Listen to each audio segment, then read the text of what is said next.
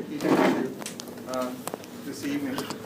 And I guess my slant on it is, comes from the fact that I'm an anthropologist, so I look at the nature of the society we live in, and if it says anything about society in general, not only about Jews and the position of Jews and Jewish concerns, but how we fit into the wider society and how the wider society operates. So New Zealand's a good guide or a good female, a good country on an international scale.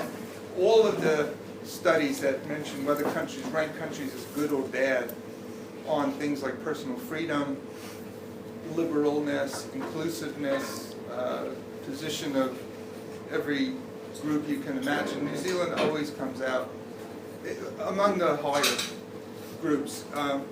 The last UN report, the Human Development Report, ranked New Zealand third. So we're tolerant, liberal, and the country's officially bicultural. We have ACC, we have good public health, and Jews have always been accepted in New Zealand. And in return, we haven't complained very much. We've been quiet. Ann and I wrote about this. If you want to talk about the ethos of a community, how a community likes to project itself, Jews don't like to project themselves, right? They downplay their concerns except on rare occasions. And I think it always makes the community uneasy whenever something comes up that demands some sort of a response. So Michelle and I wrote about the cemetery desecrations in 2006. So that was a time when the community had to make a public stance, and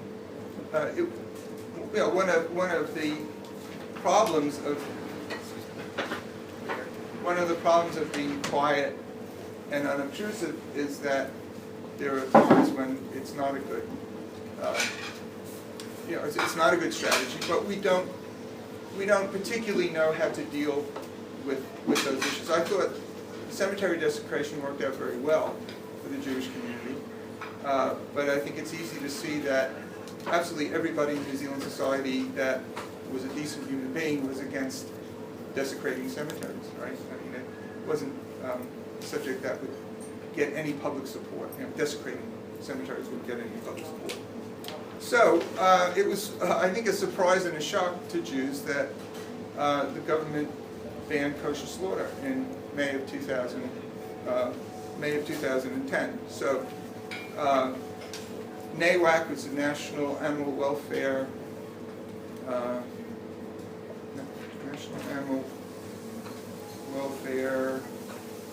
Association, advisory committee, right? Had always said that kosher slaughter could continue as long as it was only for domestic consumption. And they continued to recommend that, but in 2010 the Minister of Agriculture said that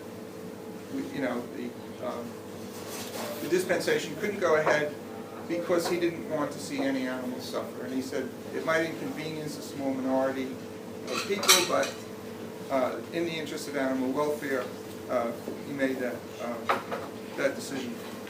And you're probably aware that a lot of countries have banned kosher slaughter at different times. And currently there's a number of other countries that are limiting or banning kosher slaughter. And I think New Zealand probably in 2010 was the most definitive case at that time. Now, you could say that, at least from a Jewish point of view, it's sort of a litmus test of how liberal a country is towards especially towards its Jewish citizens. If it bans Shechita, it's bad, right, for us, but also it's not a tolerant society for minority groups in general. And if they make some accommodation, right, then it's obviously better. Now, there's a lot of different perspectives on what a multicultural society should be like. I think the basic bedrock definition that most people would accept is that the various cultures should have some level of respect and support unless they violate basic rights or undermine personal liberty. So we live in a bunch of societies that are predominantly Protestant in their ideology and in their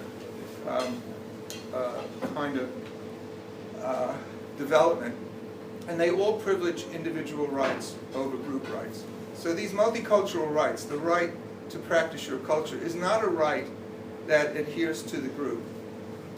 So Jews as Jews, or the Jewish community itself, doesn't have rights. But Jewish individuals have rights. And the definition that goes along with that of Jews is that Jews are a religion, and you have a right as an individual to practice your religion. Now, it certainly was not true until that Protestant modernity developed that Jews were a religion. There was no such thing as the Jewish religion. There was a more all-encompassing Jewish way of life that included things like, we had internal governments, so small Jewish communities were not free of outside regulation, but they were free of inside regulation. So the czar or the local nobility might restrict or persecute the Jewish community as a whole, or make the Jewish community pay taxes or organize pogroms, but they didn't have any say, or they didn't want to have any say over the internal workings of the Jewish community. So we had a kind of sovereignty. We could set our own rules. Nobody cared how we slaughtered animals, how we punished our miscreants or anything like that. But as we became members of the states, as the states that we lived in, or the pre-modern societies we lived in, developed into nation states, and we developed into citizens, we were expected to follow the laws of the state, and the state then felt free to intervene in our own affairs. And a very well sort of developed or very well researched case of this is the German states between 1870 and 1930.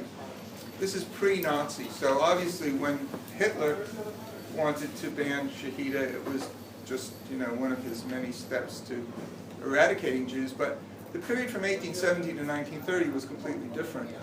In 1870, Germany was a bunch of different states. So there was Bavaria, Prussia, I think Saxony, and all those states were developing models of citizenship, and they were incorporating Jews as members of the societies and citizens.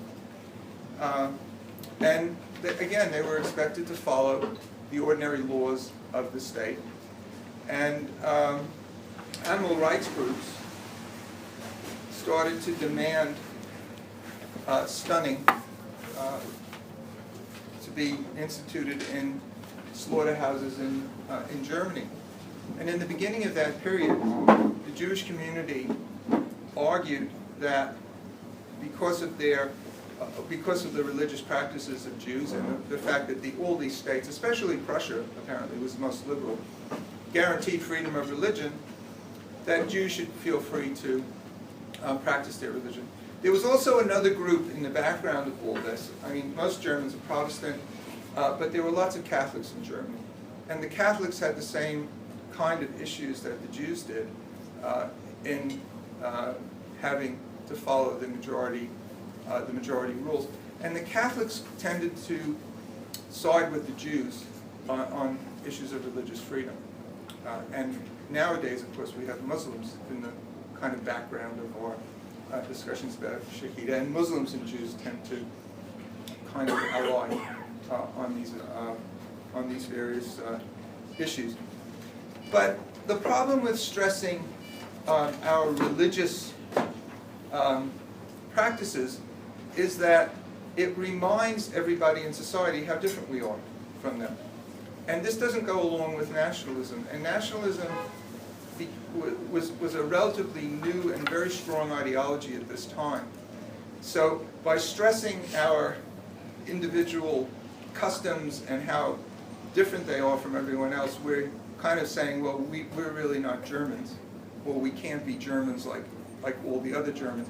So the Jews stopped doing that in Germany, and they started to turn towards more rationalistic and scientific justifications for Shechita. For example, the idea that, which is a religious notion, that we leave the animals out and we don't take the life force of the animal, was reinterpreted as a hygienic practice. And I've heard this, I used to hear this all the time, that the whole kosher enterprise beyond Shechita is a hygienic enterprise. It was the first medical practice. Well, it wasn't. I mean, from a religious point of view, that it had nothing to do with any kind of medical advances. But if you explain it in terms of science, you're de-emphasizing the peculiar Jewish nature of your practices. So what's the advantage of getting rid of blood from an animal? Well, you have to remember this is before the age of antibiotics. So they said that it prevented the communication of diseases like syphilis. Well, I don't know how animals would have gotten syphilis, but tuberculosis and any other blood-borne disease. So even New Zealand, there's one of the early rabbis here was trying to get kosher meat sent from New Zealand to London. I don't think it ever happened, but the government was sold on the idea because Jews were seen as healthy people, and they were seen as healthy people because of those practices. So they did get a certain amount of support on a scientific basis. And they also argued that stunning an animal is an additional form of stress to the animal. So one of the arguments which comes up, and it came up then and it still comes up now, is that if you're going to slit an animal's throat, is it better to stun the animal first and then slit its throat? Does the stunning lessen the pain and lessen the discomfort to the animal, or does it make it worse? Because the stunning itself can be very painful. So I don't know. The question is, would you rather get your throat slit, or would you rather somebody hit you over the head with a hammer and then slit your throat? It's a question that there's been a lot of scientific debate about. But I do think it's interesting that the situation in Germany moved from a religious one to a scientific one. And it also was apparent to the woman who did the study of the German Shechita situation that most people were not anti-Semitic who were opposed to Shechita. The animal rights people were basically pro-animal rights, and they were generally careful to distance themselves from anti-Semitic motivations. But of course, whenever you're attacking Jews, the anti-Semites join in. But she did say that people were careful to maintain a difference. Now, in New Zealand, it is important, because New Zealand slaughters so many animals, it's important that the country tried to do it in a humane way, or at least appear to try to do it in a humane way. 3,200,000 cattle are slaughtered every year in New Zealand, and 370,000 tons of sheep meat. Now, I don't know how many sheep. We probably could figure that out. It's a lot of sheep. So that's, some millions of animals are slaughtered every year. Now, these are commercially slaughtered animals. It doesn't include animals that are hunted, or fish, or animals that are caged, like chickens that are caged that aren't slaughtered, that give their eggs. And in 2009, an experiment was done at Massey University in which the experimenter wired up some calves with some sophisticated electroencephalographs and slit their throats. And he found that there was a reaction to the throat slitting. I mean, it seems pretty obvious that if you're going to cut an animal's throat, the animal's brain will register that its throat has been cut. But apparently this was a scientific breakthrough. And the head of NAWAC, who's Professor Mellor, this was his student, used these results as a justification for stunning. He said that the animal without stunning clearly feels the throat cut more than if it is stunned. And because of this, we're justified in insisting that animals be stunned. But again, Professor Mellor did say that the Jewish community should have a dispensation. It's a small group of people. The number of animals are small. However, if there was an export of kosher meat and a large market for the sale of kosher meat, that would be a problem. Because you then would have the issue of people not wanting to stun the rest of the animals that are being killed in the country. There's been some objections to the study that was done by the Massey student. For one thing, he slaughtered cattle, and we don't kill cattle anymore. Cattle are problematical because if you slit a sheep's throat or a lamb's throat, they tend to lose consciousness very quickly. Cattle are larger animals, they are harder to manage, and they don't lose consciousness as quickly.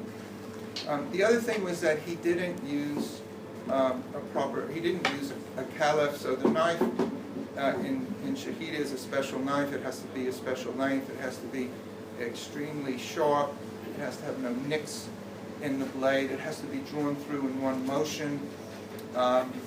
There's all sorts of rigid training that goes along with it, and people have said, well, if the proper slaughter had been done of these cattle, perhaps the results would have been different, therefore the results have nothing to do with Shechita.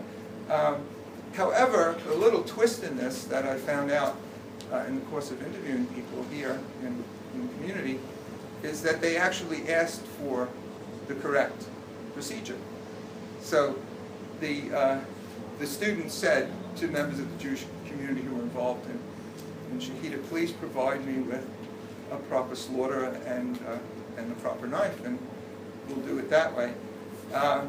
And he was refused. The ostensible reason being that it's not you're not permitted to teach Gentiles. Well, you're not. You're Orthodox. You're not permitted to teach Gentiles Jewish procedures. However, I think also maybe in the back of their minds was, so what if it comes out that it isn't particularly pleasant or humane? Now, sure. I'm not sure. I was throwing this in.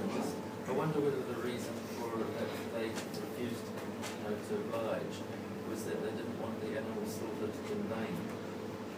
Objection to the animal being slaughtered and not being eaten, which was akin to hunting, which Jewish law forbids. So if the animal was available to eat afterwards, then I don't know. Maybe that was the reason rather than the reason that you've given. Okay, I guess that's possible. Yeah. Although maybe they could have eaten it, Well, no, because you have to go through a whole process. You have to go through a whole process subsequently as well. I think they killed more cows in that situation than the amount of meat that would be provided to the Jewish community.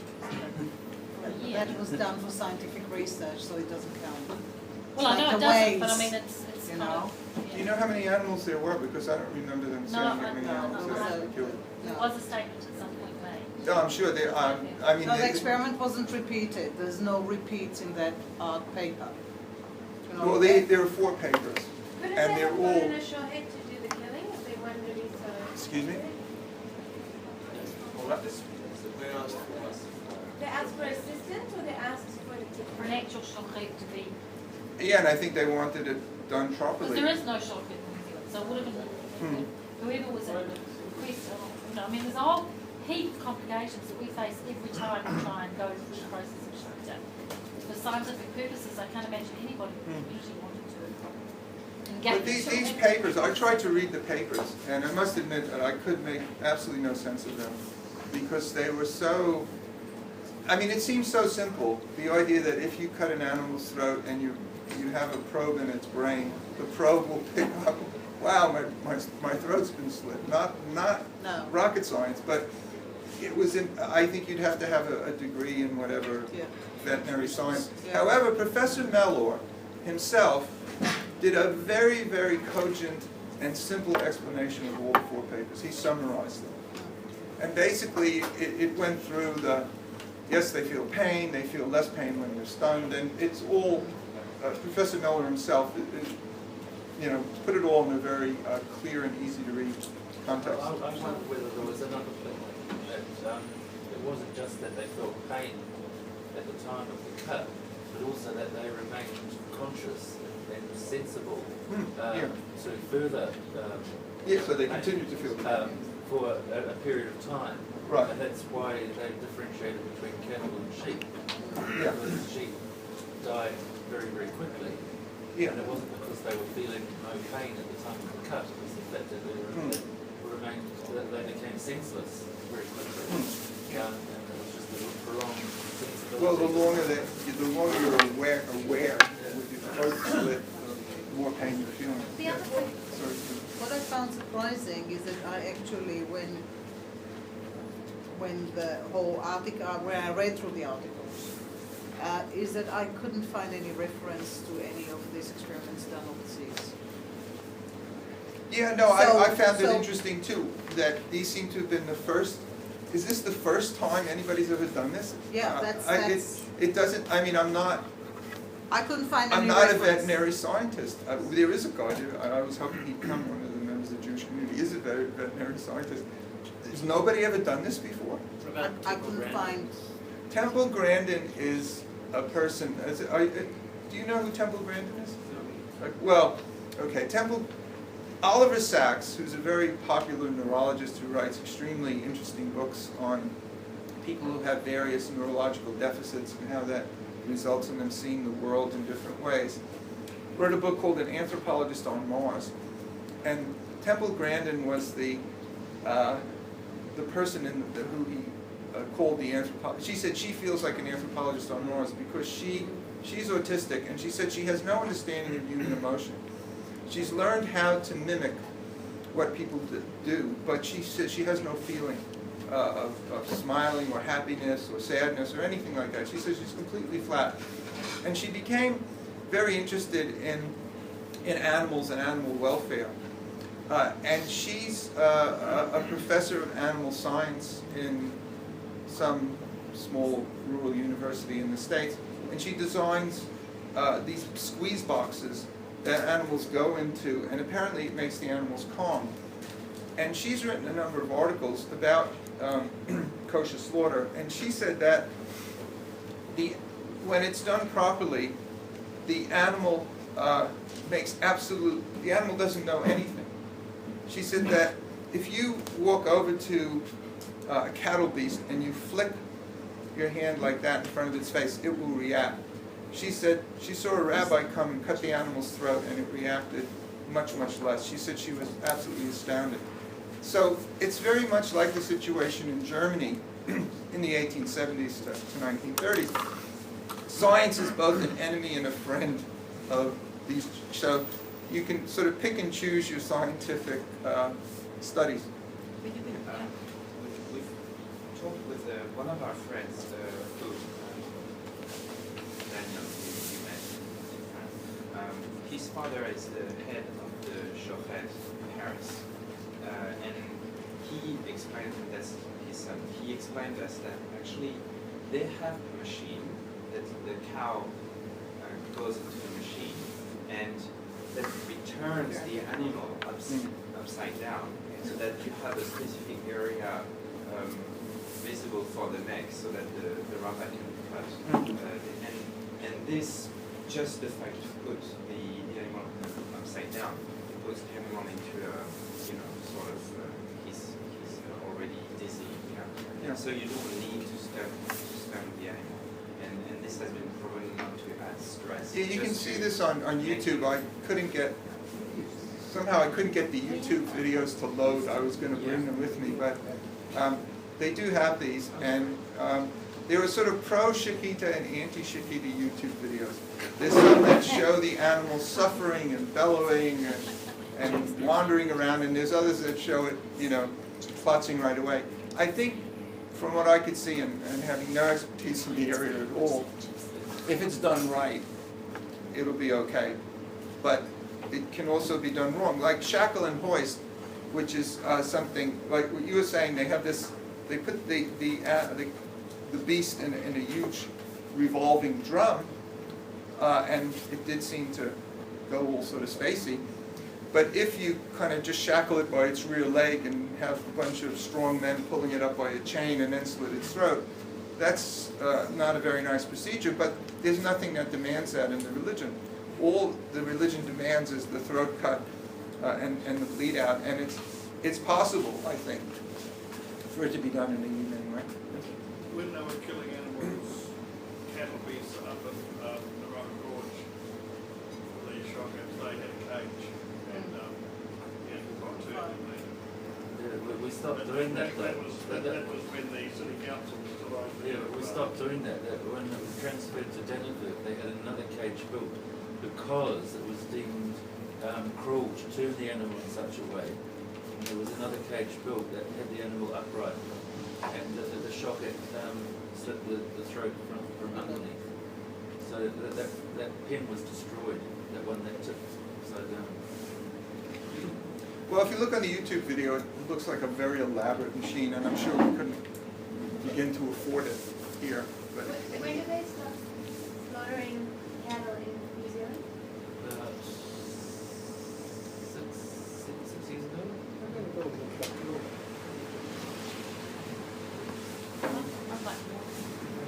So I was going to ask about this. When you said we stopped doing it, did you mean New Zealand or Jews? we stopped doing. You said we stopped slaughtering cattle. Well, obviously New Zealand is 3.2 million cattle a year, so I mean, I'm talking about the Jewish community. So the Jews stopped slaughtering cattle. Yes. They just slaughter sheep. Well, and Yeah, but the law must have changed. Why did we stop? Because of the agreement. Because of that particular. We didn't stop slaughtering voluntarily. It was because of that. Ah. It was because of the pharmaceutical study, because of payback, because of the parliament. Also because of that, we would have had to more than we considered. How can I just ask, what was the agenda behind, if this was a study, as you say, that perhaps had been done internationally, why was the study undertaken in the first place? Because if they came up with the conclusion that to stun an animal, that you had to stun first, I mean, what happens, halal meat is a huge export. Well, So you I don't know exactly why this individual did this for a PhD, but I would imagine there are some people who are saying stunning itself is cruel, and other people saying no, stunning is beneficial to the animal. So here's a scientific proof, and he went and did the experiments. I think, at least scientifically, you could justify it scientifically as a real research question. That has not been repeated, and that's something that is so important should be repeated. Well, Because that's good science, in good science you repeat. and perhaps if it was repeated, it could be done with proper, Yeah. or done in a So, number of different ways. What we need, what practically speaking, I think what we should try and find is a PhD student who is looking for a project. And if it was found that it was indeed better to stun first, would Jews stop would they change their, would Well, we change first our... of all, you have to do, I mean, But this say we government. did, but we might find the wrong thing. We might find that it is Right, kinder to... okay, would we anybody might, and then change? we have a problem. We But have- this government is very science-oriented, which I can only applaud as a science teacher. So the first thing to do is you have an experiment, you have a paper, it has not been repeated. What I think we should do is find a student who is doing their PhD and work on trying to repeat the experiment and this time do it properly. And then, if we get the results that we like, we get the results that we like, we can at least come back and say, well, here's a repeat of the experiment, da da da. If it hasn't, well, we Can I approve. just add something to it? I was the only one in this room who actually had the experience of having this throat child. When I was 5 years old, I broke a large plate glass window with my hand and totally cut my throat. And I can tell you, there are very clear memories of the blood gushing, of the rag roll around me, of the window breaking, and I have no memory of any pain. No, it's like a paper cut. Yes. It's like a paper cut, the first, I yeah. have no memory of pain, but I have clear memories of Yeah. everything But else. you're in shock. You're in shock, and when you're in shock, Well, you don't, that's the role of adrenaline, among other things, is to so suppress whatever. pain. I remember the blood and the rag, but remember all the glass, remember they tried to get the glass off me, but no pain. So Remember that pain is much more difficult to recall than well, the poor old dead cattle wouldn't recall the pain very well. Well, I it's think good that Norman you've wanted been, to say something. that you stayed alone. I apologize for coming late, but I'm sure I've missed some very valuable pieces of information. On the other hand, I think all of the talk about experiments and whether or not the knife was the proper length, et cetera, is totally irrelevant to the real politics of the world that we live in. I cannot quote the individual who said it, however. There is a strongly held theory by a number of different people that this whole Shechita problem is a question of money. I'm coming to that. Okay, so keep quiet. Dad, did you have something in the intro? Just that the other day when I fell over and hurt my knee, I remember looking down and seeing like a little hole in my knee and thinking, oh, that's disgusting, but I tried to touch it and it was numb, like I didn't feel any pain, just humiliation of falling over in public. Well, it's meant to be a good way to kill yourself, too, to just slip your wrists in a bath. I mean, that's like the Italian, preferred method of suicide. You take a hot bath that gets everything moving, slit your wrists, and go to sleep, It's meant to be a cowardly way out because it's so easy. But, Did they check to sort of the brain reaction of the cow when it's being stunned, or? yeah, no, it was very logical and scientifically done, and I can give you the citations. And as I said, Mellor himself summarized it in a way that I think we could all understand it. Yeah, I haven't read about that. So the reaction of the animal when it's being, in the moment of being stunned versus the reaction when it's As a better result, according to that study, there was a better result. The animal felt it less intensely and for less long. How do you establish that an animal feels something? Well, Brainwaves. well, okay. Zivotofsky, who's an Israeli, said that it doesn't. He's an Israeli neuroscientist, brain scientist, and he said that all the experiment showed was that you could get a longer reading on a piece of equipment that measured a reaction. He said you don't know what the reaction is unless you're the animal, and the animal isn't talking.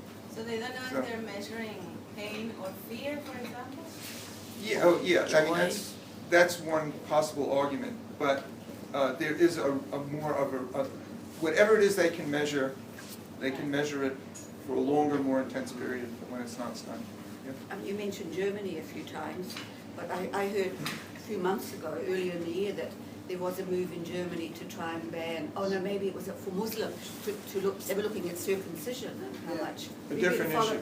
Well, no, it's not totally. No, well, nobody's cared about circumcision because it only involves Jews. I mean, they are doing it now. Well, okay, but nobody cares about Jews. It's internal to the community. Shechita involves the Gentiles. That's why they have an interest in it. And this was in Germany in 1870s. I'm not talking about Germany now. Germany in the 1870s, they didn't care what the Jews did to Islam. No. But they did care about the meat. They cared about the meat because they were buying the meat, right? Because part of the animal is sold to them, and an animal that doesn't make the cut because it's unhealthy is also sold to them. So they were saying, the Jews are selling us meat. They're not only killing the meat for themselves, we're having to buy the meat from these animals. They felt they had a perfect right. But as I said, they couldn't care less what Jews did. And nowadays, people care about animal rights. People shouldn't really care about what a Jewish person is doing to their own child. But of course, they're going to care about an animal. They do. Okay, but here's like, something I understand. on what Annette is saying. This is, I'll pass this around. Have you guys ever heard of Ngram? There's this Google program called Ngram. And it's like, there's been 5 million books have been digitized.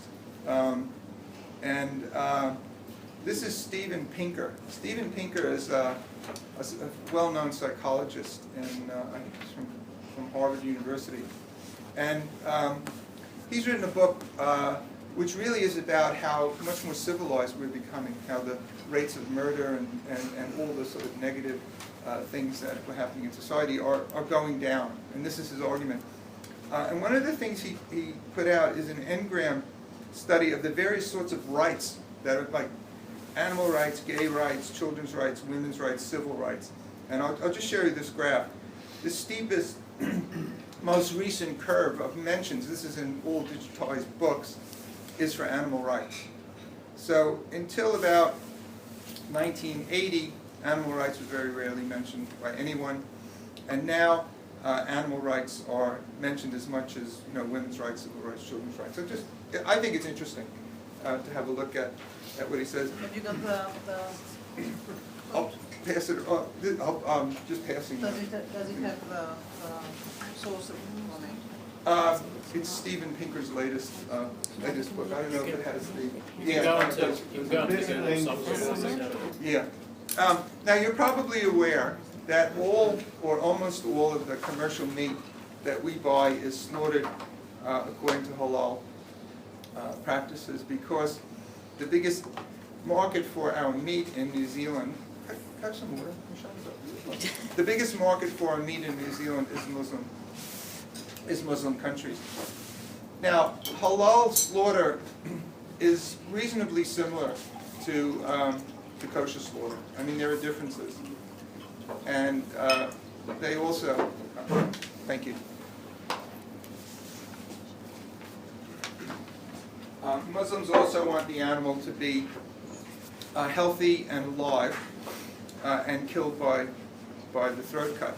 However, the Muslims seem to have given their approval to a light pre-stun in New Zealand. Now, this is again, just from reading, I haven't spoken to any Muslims about this, it's contentious. Some Muslims don't accept the pre-stun meat as being haram. What, haram is bad, or haram bad or good? Haram is bad. Okay, so if it's stunned to some Muslims, it's haram. However, some Muslims do accept it. So you can read on the internet these Muslim organizations who are saying this meat is tainted, we shouldn't be okaying it, and we shouldn't allow it to be exported. I think that the Muslims are a lot more decentralized than, let's say, for example, Catholics are very centralized. They've got the Pope in Rome, and the Pope makes a decree, and that's the way it goes for all Catholics.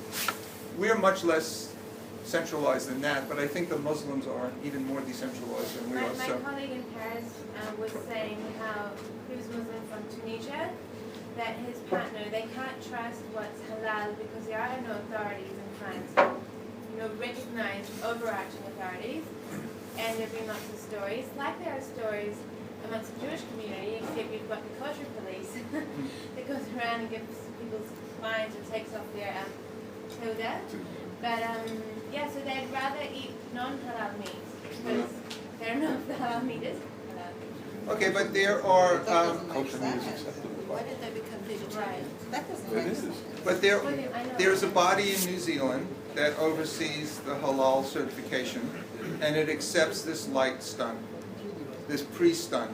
Now in Australia, the Jewish community does a post-stun. So they slit the animal's throat and then stun it. But they don't accept a pre-stun.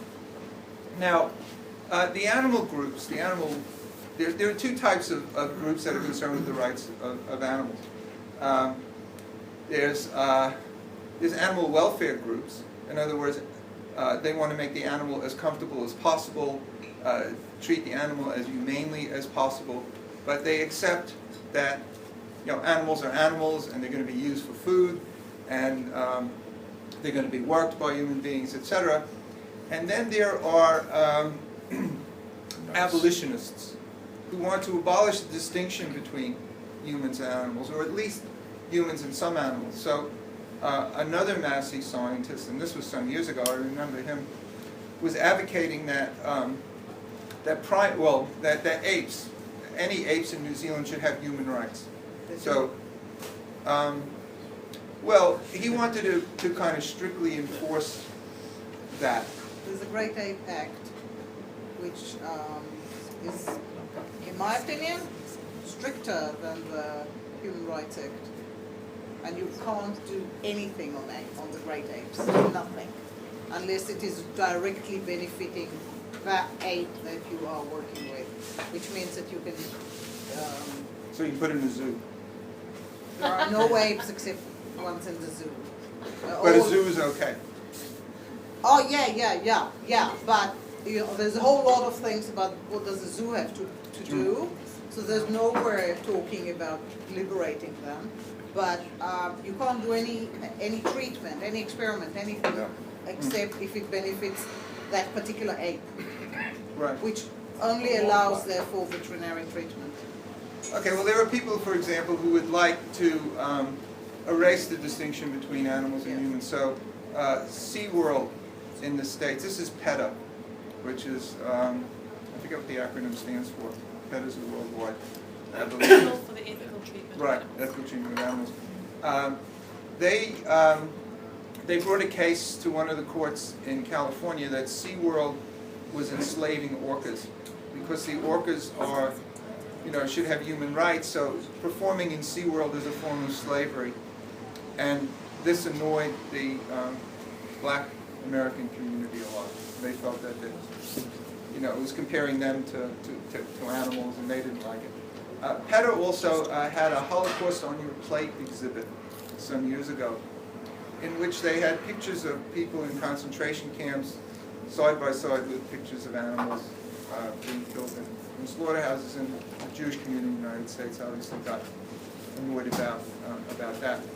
So the animal welfareists would be people like Temple Grandin, who would like to do as much as possible to make the animal go out in an easy way, but accepts the fact that animals will be killed. The abolitionists want us all to be vegetarians, and they obviously supported the government's stance on Shechita. As I said, the Jewish community, which likes to keep itself quiet and under the radar, was suddenly faced with a whole set of problems, and you're probably all aware that the reaction was to try to raise money and take the court case. But unlike the cemetery desecration issue, which I think worked out really well in the end, and I think the Jewish community handled it well, if I could be somewhat negative about this, I think this was handled really poorly. And I think the consensus in the Jewish community is that it was handled rather poorly. It was hurried, and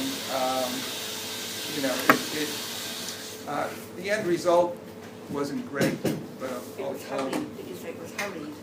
yes, you know, generally speaking, again, you know, it hasn't gone well, and it's not really over. But it's the first time that Jews have taken the government to court, I think. Am I wrong about that? I don't think the Jewish community has ever taken the government to court before about violating its rights. In the world? No, in New Zealand, the New Zealand Jewish community. Have they elsewhere? Have they in the world? Is there? Oh, I wouldn't be surprised if they do in the United States all the time, I'm guessing. I don't know. But, Jews in the United States do not hesitate to assert their rights. You know, I think Jews in New Zealand hesitate to assert their rights. But, yeah, I do think this was the first time. Why, can you explain a little bit more about the feeling that it didn't go well? Well, I mean, I don't know. Well, to a certain extent, some of the people I spoke to who really do know a lot about the procedure and who've been involved in the procedure weren't consulted or weren't part of the actual money raising. They didn't take part in the court case.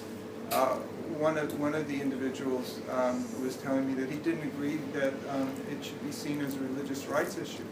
He said, we'll never win against the animal welfareists because, you know, people will care more about animals than rights. But his idea was let's go for the scientific evidence, because you could probably not prove in court that one way or the other. I mean, even if the science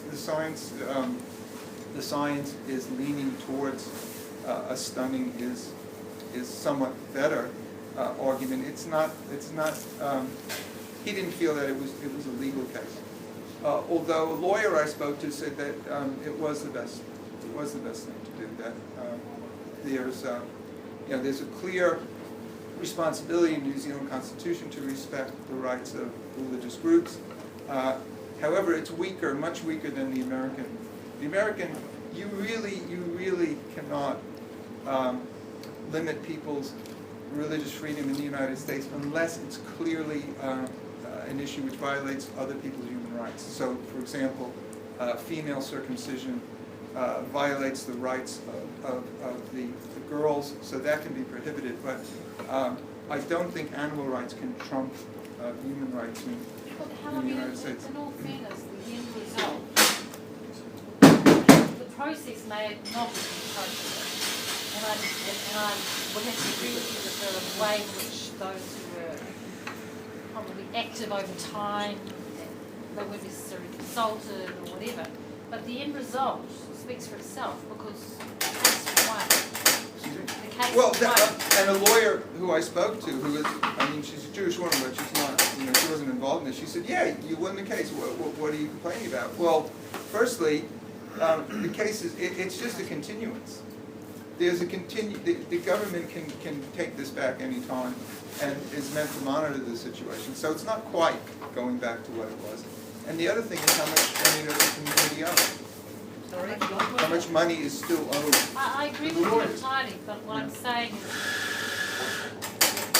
I mean, I think as well that a lot of effort went into investigating what had been successful elsewhere, and the science, the argument of the science versus human rights versus the current New Zealand climate. I mean, a lot of it may have been a hurried process, but at the end of the day, those who were engaged to fight on behalf of the community, they behaved appropriately, I believe. I mean, in terms of their analysis of the arguments and the end result. They achieved more at the end of the day than perhaps would be achieved otherwise. You don't know In the that. scientific world. Well, of course you don't know. You don't know that, but international evidence points to that. It's not a There great hasn't result, been. put it that way. I mean, It's not a great result, you know, but it's a and- result.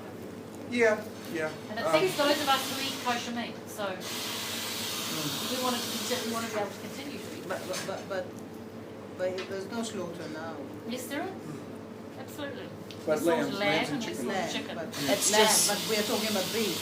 No, we We're weren't not talking about slaughtering. beef. Yes, they were. No, they were not talking about beef.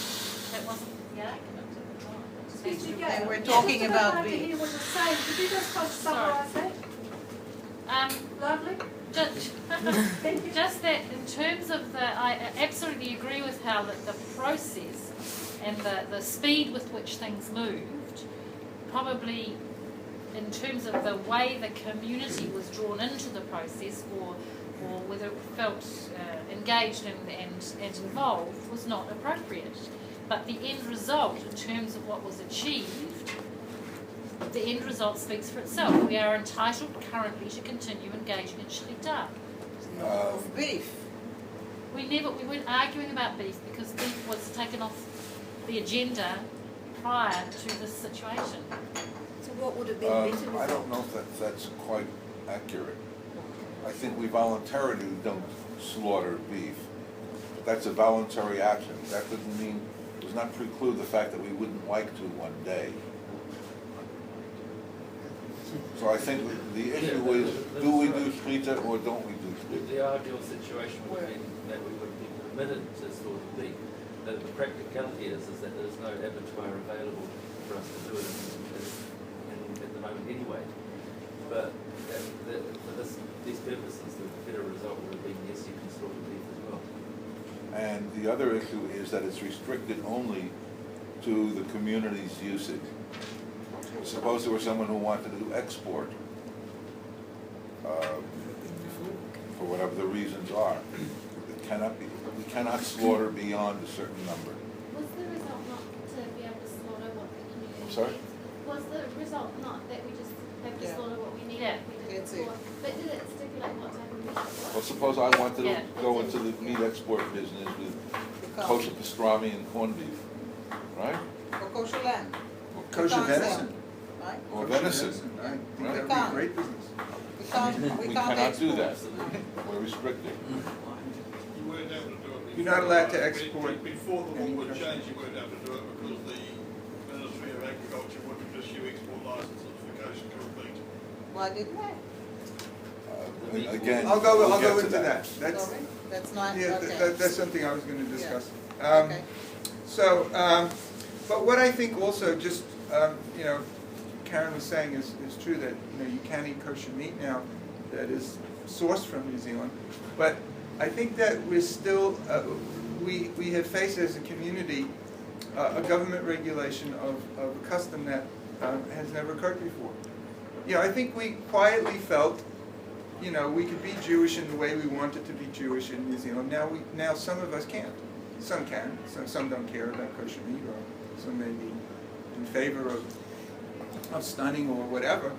But the government has, you know, has stepped in to an internal Jewish practice and temporarily, at least, forbade it, and it is still reviewed. They can say again if new evidence comes up or some other thing comes up that they can rescind that and look at the practice. So it destabilizes our, I think, our own feeling of you know what the Jewish community, you know, we're no longer accepted. I mean, at least I think it's true that, you know, we can't feel that we are as accepted as a group with a culture as we did in the past.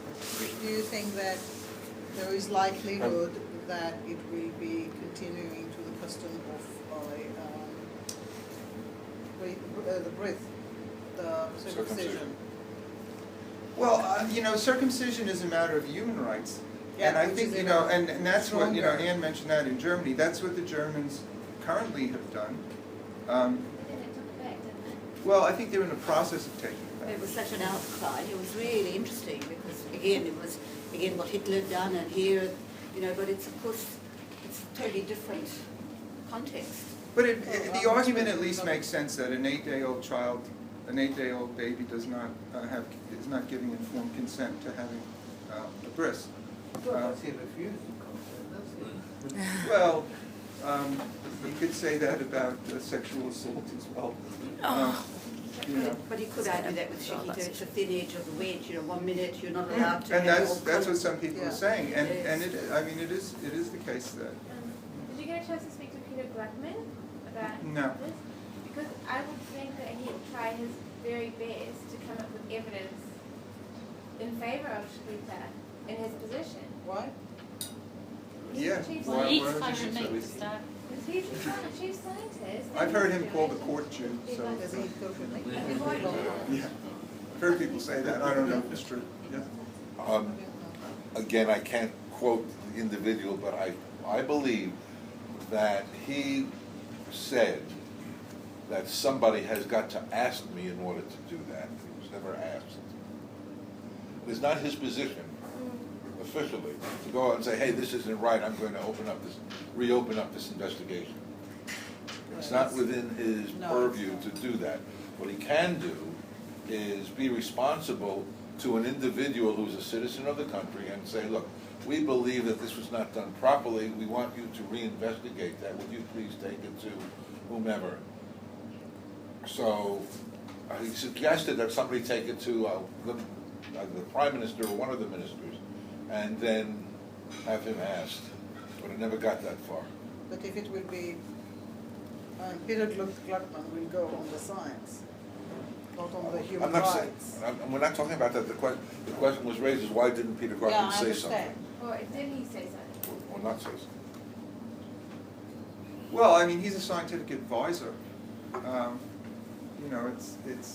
don't really know what a scientific advisor's job is, but the head of NAWAC is Professor Mellor, and that's his responsibility, and he commissioned those experiments as, a professor at Massey University, and he had one of his students do it, and in the supposedly disinterested scientific method, they found that, in fact, it's done in his best.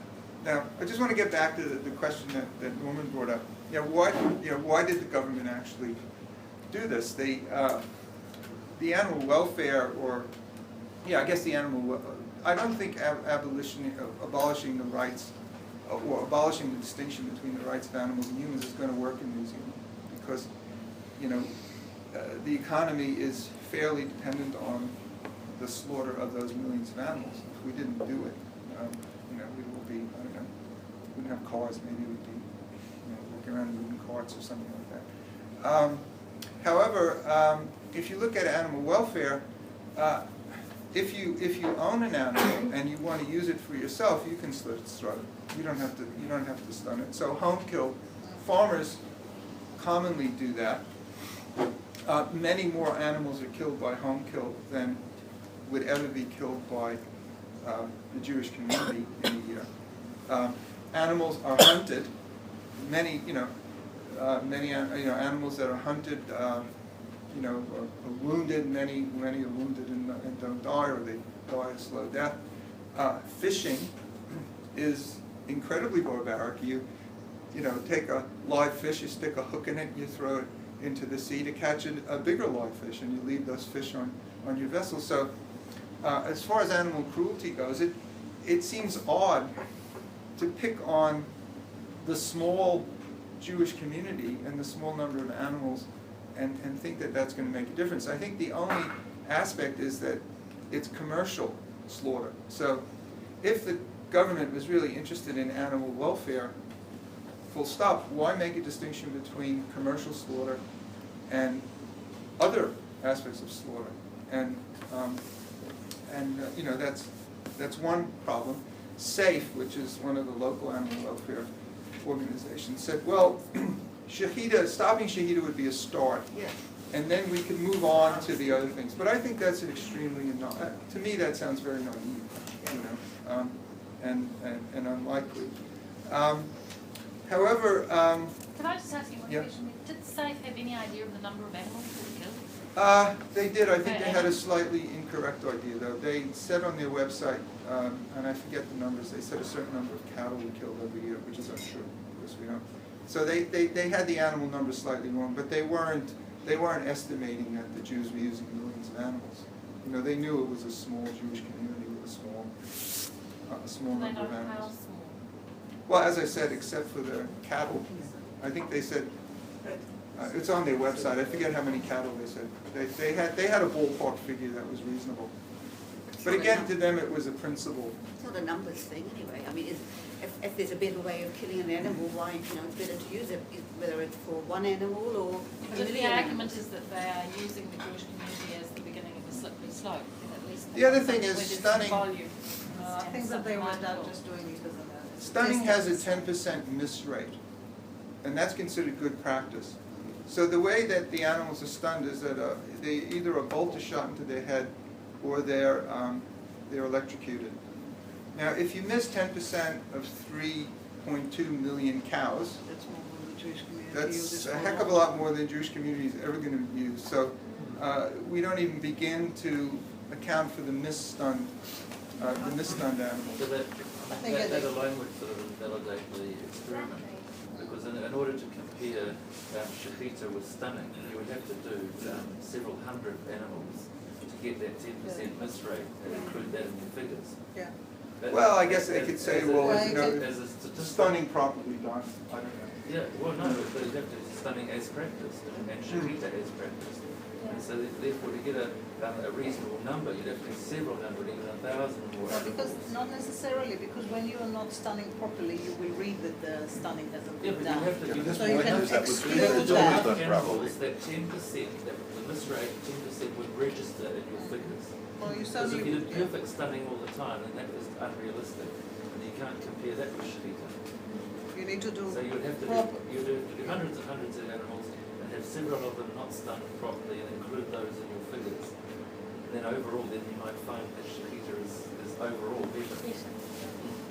I was just wondering if now's a good time for a break, and we come back for another half hour after the break. Is it Okay, to you? yeah.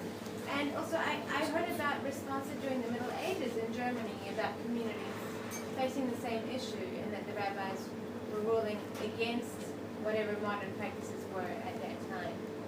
But that rabbis are open if that miss rate decreases one day, perhaps to change it. Like I heard that was a possibility, but at the moment, stunning is not 100% effective technique. I don't know if you've heard anything like this. That doesn't sound right. If I did come across it, but if Australia can do post-stunning, why can't New Zealand do post-stunning? The government doesn't accept that. What's the point in Post-stunning. And what is the Yeah, purpose what of does post-stunning achieve? Well, so the animal is still has its suffering throat when it cut, dies. and then 5 seconds Why later, if it's Australia stunned. can So accept presumably The it's post-stunning, had why 5 is New seconds Zealand of. The government What's doesn't the point accept for that. the animals? the animal's already dead, right? Like, Or is it as now? the animal's already dead. I was, Like, yeah, I so know what they do it in does Australia. post-stunning do? I don't think it's good either. I think it's 30 seconds. Okay. Might even be less than that. Zivotofsky, who's this Israeli sort of brain scientist, said that we don't know how animals react to being shocked, but we do know how people react to being shocked, because it used to be a psychiatric method of treating patients. They used to give people shock treatment. It was stopped because it was considered cruel, right, and barbaric to do. So why should it be better for an animal? And this is his argument, to be, okay, it's already getting its throat cut, and it's going to get itself shocked. So again, it comes back to that same argument that was current in Germany in the 1870s, period, that, stunning could be worse. And some people say stunning is better, so the science can cut both ways. But we'll take a break, as per Michelle's statement. Why can't just change? Do you want to call it to order, Michelle? I don't know, maybe he got a letter as well. I don't know. Just to sort of finish off on a point that Norman mentioned. Norman said that there's been, there were ideas that there were economic motives behind the whole situation. And one of the people I was talking to was named Josh Schenken, who was up in Auckland, and I was having long conversations with him by email, and I spoke to him on Skype, and finally I went to Auckland to the last Limud, and I wrote him an email and said, "Oh, great, I can finally come to see you." And he said, "I'm living in London." So one of the reasons why he moved to London, he said, was this whole thing upset him so much that he really feels that the New Zealand government was just trampling on Jewish rights, and he just didn't feel like staying here anymore. But he did a lot of background information, and I don't exactly know what his own experience is, but he obviously somebody who knows how the government works, and he knows how to get hold of government papers. And he found out, first of all, that the current Minister of Agriculture, David Carter, is a director of Silver Fern Farms. Oh no, he's not a director, he's a shareholder. He owns shares in Silver Fern Farms, which is the biggest meat exporter in New Zealand. Carter also owns a lot of animals. He's a beef farmer himself. And one of his directors told him that the Malaysians, somehow, I'm not sure about this either, and perhaps I should get more information. The Malaysians seem to be crucial for halal certification. There's some Malaysian authority that has taken a fairly strict view of what is proper halal, and the government was very concerned that these people okayed New Zealand practice. So they were coming to New Zealand, and the directors of Silver Fern were saying, look, if they find out that we're allowing the Jews to get away with no stunning, we'll be in trouble.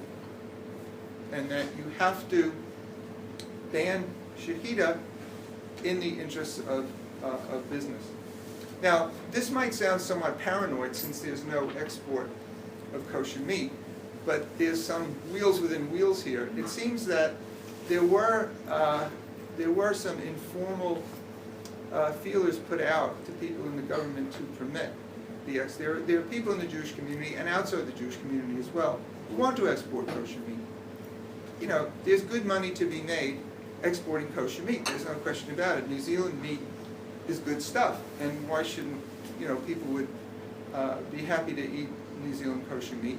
And supposedly when the Prime Minister and one of the other ministers sometimes comes to the Jewish Center, was sort of buttonholed by someone who said, well, you know, would you, you know, now when the government was going to change, it was going to change to national, maybe we'll get, you know, export, you know, will be okay. And I think this might have frightened the government to a certain extent. So the idea that this would somehow have a negative impact on the market was probably what led the government to ban Shechita. However, they couldn't say, Carter is not allowed to say that as Minister of Agriculture. As Minister of Agriculture, he's only allowed to make recommendations and rulings on the basis of animal welfare as far as meat export goes. Trade is handled by somebody else. So when Josh Schenken released his information to the newspapers, the Auckland Star printed this before the court case. We were going to have a court case in November, and this came out a few weeks before, and the government lawyers told the minister to drop the case and settle, because he was acting outside the authority of his office, and that he would lose the legal case, and that he should settle. So the settlement was that the Jewish community could continue to kill chickens and lamb, but the situation will be reviewed. Now, what I find interesting about all this is that New Zealand is defending the Muslim practice, not because it's pro-Muslim necessarily, but because of Muslim trade. In Europe, when there are attempts to ban Shechita in Holland and France and a number of other countries, the attempt is to get the Muslims. We're Jews. We're like collateral damage. Yeah. Consequences. Yeah, we're just lateral. You know, we're collateral. Yeah, collateral damage. But here, the Muslims are the Muslims are being protected, and we're so it does seem that the real, it's kind of interesting when animal welfare comes together with the whole economic interest. It makes everything look like a kind of a convenient smokescreen for trade interests. And I think it raises another question about. I think a lot of New Zealand's policy is based on trade issues. Social policy within the country is dictated by trade issues. So, for example, when they were making The Hobbit, people wanted equal pay with the Americans, and the government changed the law for that. So the government's willing to change the employment law to satisfy, the American producers who were backing The Hobbit. They're willing to ban Shechita to further the interests or the possible interests of meat export, and there have been other cases as well. And I think that comes back to the way this country's developed into kind of a market, ever since Longy, into sort of a market-led policy environment. That it's business and profit is driving even social policy, and I think that's a real issue. I'm quite happy to agree with that, but it is done as long as there are no other trouble. So, for example, in Europe, where there is a percentage-wise a much larger Islamic Muslim population who has been, I think, different people, different sort of, we have Islamic Muslim people that come more from, I think, Africa or Malaysia rather than they come from North Africa. Yeah, and Fiji as well. And so these are people who have lived either a lot of the time in mixed society, whereas the people that have arrived in Europe have come from countries that are much more strictly Muslim by population, and so they've had rights in their country or ways of behavior in their countries that they want to bring with them. With the Islamic population that we have here appears to be, as far as I understand, to be much more moderate, because they have lived in mixed societies more. But I think New Zealand's interest is in the trade. Obviously, if there was, an issue with the Muslim population here, things might be different. But, they're selling the meat to the Muslims, so they, anything that would threaten that, they'll outlaw. You may recall that it must have been 2010. Grocer went to the Middle East. He came back and trumpeted this free trade agreement that he signed, I think, with Bahrain, or it might have been and we were all confident about the free trade agreement. 6 weeks later, the trade fell through because New Zealand wouldn't agree to export trade with live sheep. That's right. But almost immediately after that, I had Shechita was there. And when I looked at this, I said, here's a bunch. It would be much more expedient for these people to slaughter the sheep here than ship them off to Bahrain. But they can't do it because they don't believe in stunning the animals. And there was a loophole. There's a precedent. If the Jews can do it, then whatever. So this was obvious to me that this thing. I'm curious you should mention the Malaysians. We found it very amusing. Some years ago, when Jews were still in the central office, had a phone call from Belarus. They had to cater for a Malaysian parliamentary delegation. And they wouldn't eat only halal meat shipped to the slaughtered in New Zealand, so they came and bought kosher meat. They had no problems eating kosher meat, but they wouldn't eat with halal meat. The chef from Beverly was absolutely shocked, stunned at the price of kosher meat. But no, the Malaysians found New Zealand halal. Unsatisfactory. I think it's interesting what Karen said about, you know, that you can now eat kosher meat. If you remember that B'nai B'rith survey that I was trying to get everybody to fill out, in the end, I think from a methodological point of view, it was very poorly done because, first of all, very few people actually, you know, it was such a long survey, and who can blame anybody for, you know, you go on one of these computer things and it takes you 45 minutes to do it. Very few people did it.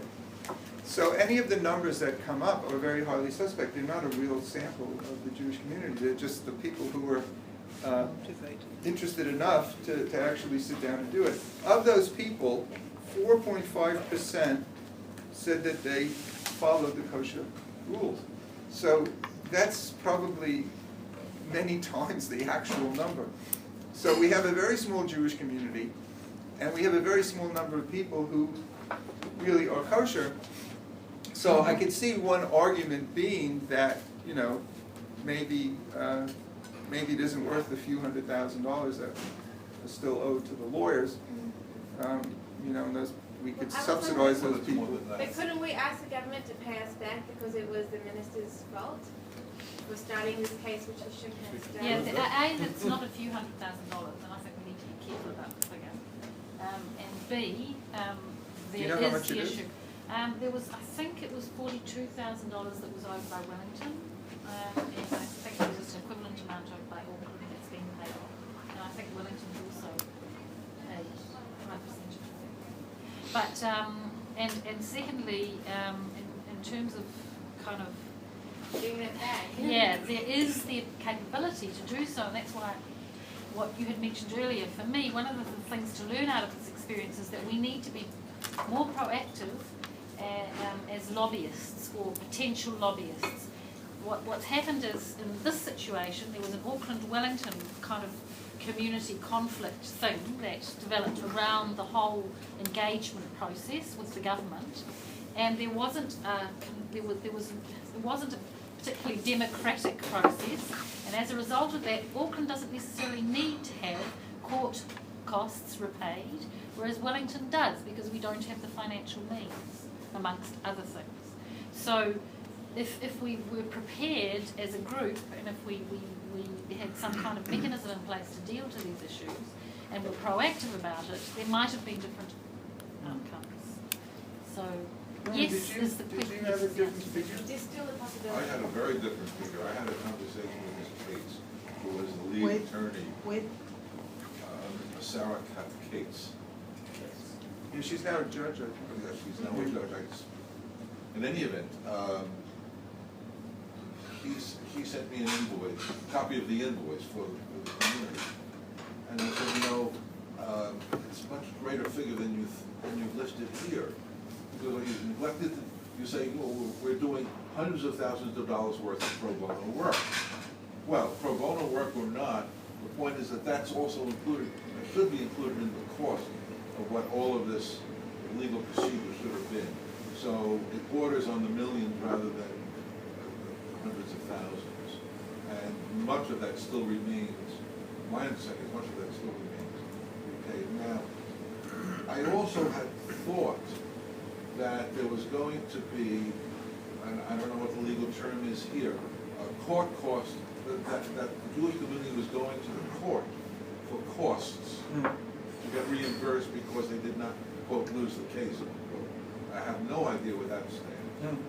A, and B, I understand there's further action in the immediate future about this. So maybe you have more information. No, I don't. But I mean, one thing somebody told me was that the Jewish community is better having Carter remain, although you just said he's not, because he's crippled, right? If we got a new guy, we might really get dumped on. So they don't want to go too hard on that. I just wanted to, the explore that issue that you mentioned before about the small number of Jews that keep kosher. And you were saying towards the beginning about how through the years the Jewish practices sort of made Jews' identity, or they differentiate the Jews from the rest of society in Germany, for instance. So if there's only a small number of Jews in New Zealand that keep kosher, have you done any research on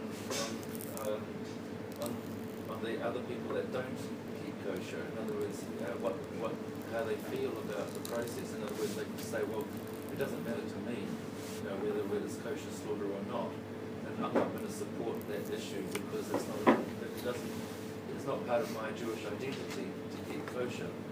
Well, I don't need to support that. I don't want to be held apart from the rest of the civilization, the rest of the community, the wider community, by identifying with kosher because it's not me.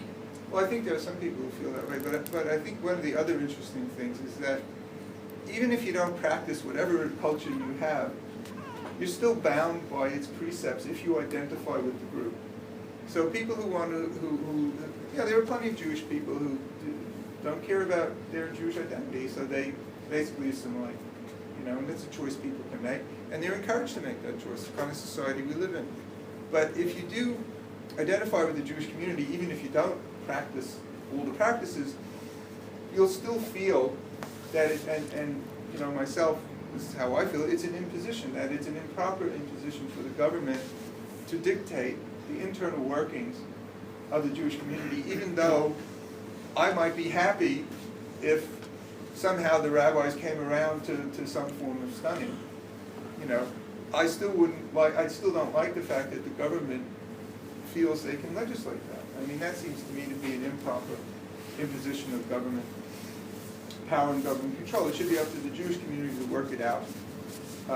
So that would be my response, that the number who actually keep kosher is not really an important issue. How prevalent is that attitude? Well, that I don't know. I mean, you can do a survey. Yeah.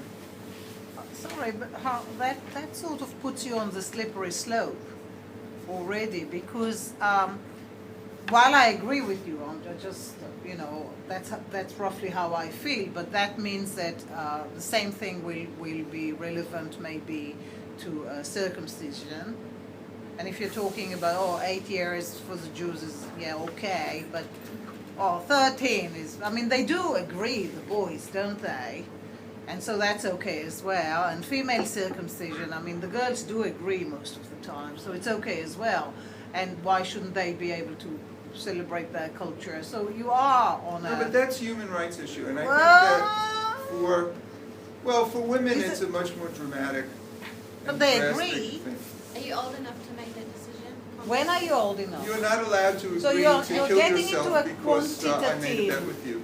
You're not allowed to violate your own civil rights. It's not legal to agree to violate your own human rights.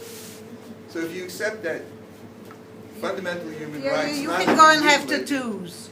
That's okay. What? Tattoos are okay, is that not... Tattoos? Oh, tattoos. That's not a violation of human rights? If you're inflicting pain on yourself, sticking stuff? No, well, I don't... No, but I mean, you can't You're tattoo a baby maybe, but... You're getting into a qualitative issue here, rather than, how much and when and where, rather than this is right, this is wrong. The UN has accepted, and New Zealand has signed on to the UN Declaration of Human Rights, and New Zealand is bound by that. I know. And it's very specific. I've got a question. Sorry, anything? Do you want to go first? No, you go first. Had that conflict of interest not been leaked to the papers, where would we have been? Where do you think we would have been? And paying all those lawyer fees for what? Would they have been able to defend us? Well, I think the court case would have occurred, and you need somebody with legal training. Apparently, it wasn't open and shut that the Jews would win, because the religious rights legislation in New Zealand allows religious rights to be modified in the general interest. And if the government said it was in the general interest of New Zealand society, if they were successful, that Shechita be banned, it could be banned. Whereas again, in the United States, it's a much stricter requirement that you can't ban religious rights unless they interfere with human rights. In which case, I still think, I was away, I was in France, that the Jewish community had to pay for its own lawyer. It should really be the state-appointed lawyer to protect the interests of a group of citizens, of a minority group. I don't understand how it can be left to fend for itself. Well, because the Jewish community was taking the government to court. The government wasn't taking the Jewish community to court.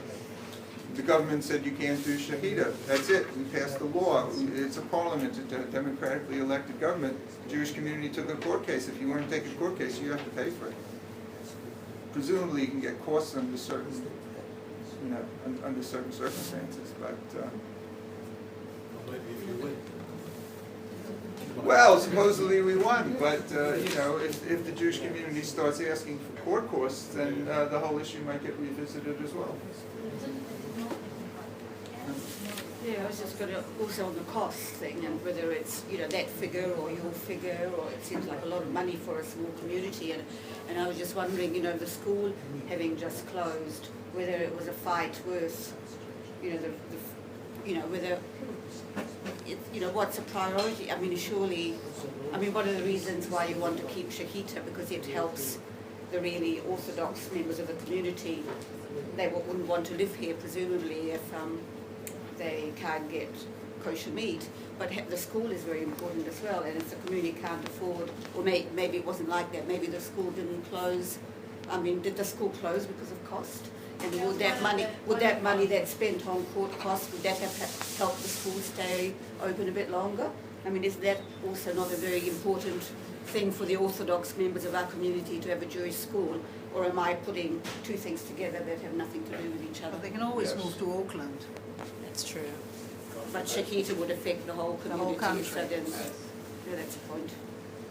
May I answer this on behalf of all the people who have children in the school? Yes, it's two different items. One is Sorry, I didn't hear you.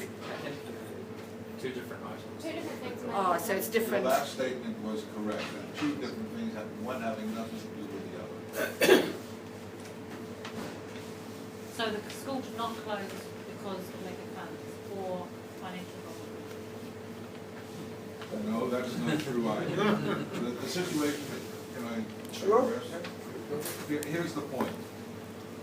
The Ministry of Education will pay for 2 teachers if the enrollment is greater than 26 students on one of 2 days. One is in July and the other one is in October. The reason for that is if you have 24 students in July, but you tell somebody in the ministry, yeah, but 3 more are coming down the pipe and they'll be here October, so look at the October records, and if those children are enrolled, you'll be considered having passed the mark and you'll get monies to pay for 2 salaries.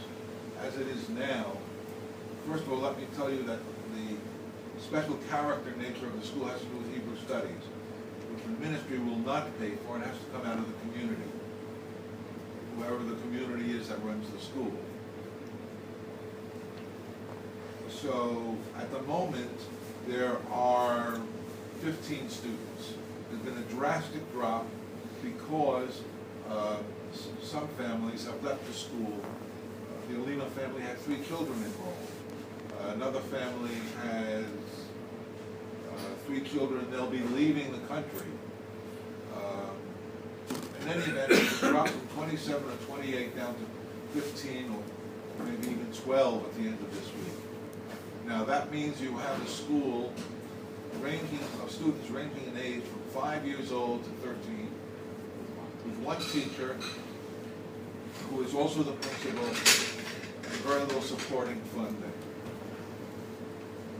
So the decision was made that it's insufficient enrollment to operate the school. So it's really the number of children that's the most important thing. Yeah, Yeah, I you have understand. to go up and take the Hebrew teacher again, 30 students or 3. How many children were in the school at inception? Exception, I wasn't sure that. But I do know that I've heard numbers from 60 to 80. How many children in the school open? 4. It's got nothing to do with the number of children, in my opinion. Sorry? It's got nothing to do with the number of children. It's to do with people in the community putting in the energy that needs to be put in. Yeah. My understanding is that the 3 factors: the money, the children, and then the board. The board of trustees needed Jewish people on it. So out of those 15 children, how many are Jewish? That's a different question. Yeah, I know. Out of the 15 or maybe 12 that you're talking about, How many? how many are Jewish? 1, 2, I know 2 who definitely aren't, 4 who definitely aren't, 2 of whom are Muslim. 4 children, I'm sorry? 4 Jewish Are not. children. No, 4 not. Four non-Jewish Jews, children okay. that I'm aware of, Yeah. and there may be 1 or 2 others, but I don't think that it's. Just to take the conversation back to Shechita, what did you think about the lack of international intervention from the American and Israeli Jewish communities? Well, as far as intervention goes, I don't know what they could have done. I thought there was a certain amount of support. Some people complained a bit about the British not really being very effective. I think there's a kind of European defensive Shechita organization in Britain, and I heard some people complain that they weren't all that supportive. But part of the problem might be what Gail was pointing out, that we didn't make the correct overtures or get the proper, go through the proper channels or whatever it was. I mean, Josh Sekshenkin raised this problem in what year?